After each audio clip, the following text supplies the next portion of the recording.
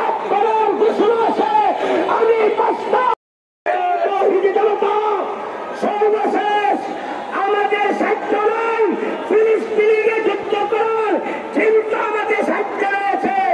1 নম্বর আমরা আল্লাহর কাছে দোয়া করব, 2 নম্বর সম্ভব হলে রোজা রেখে ফিলিস্তিনি মুসলমানদের জন্য দোয়া করব, 3 নম্বর আমাদের দায়িত্ব হলো আজকে ইসরায়েলের পণ্য আমরা কিনে মুসলমানদের বিপক্ষে আমরা অস্ত্র কিনতেছি।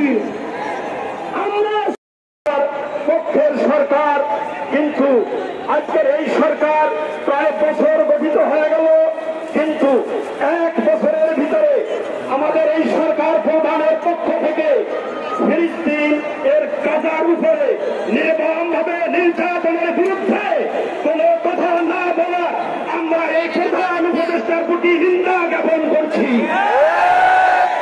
আমি প্রিয় তৌহিদি জনতা, আপনাদেরকে আমি অবগতির জন্য বলছি, গাজাবাসীদের উপরে সেই নির্মম নির্যাতন চলছে, এই নির্মম নির্যাতনের উপরে যেই ঘা মুসলমানদের গায়ে লেগেছে, সেখানে একটি মুকুটধারী কিছু ডক্টর মিডিয়াতে তারা আলেম নামে সৌদি আরব বিভিন্ন আরব দেশ থেকে তারা পড়াশোনা।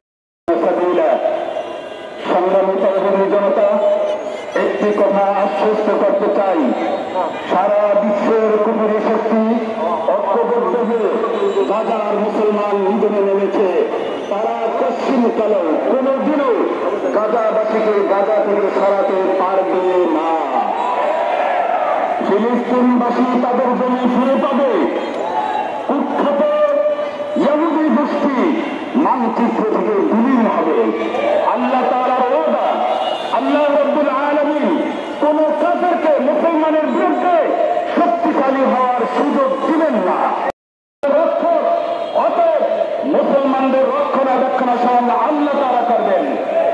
এই ক্ষেত্রে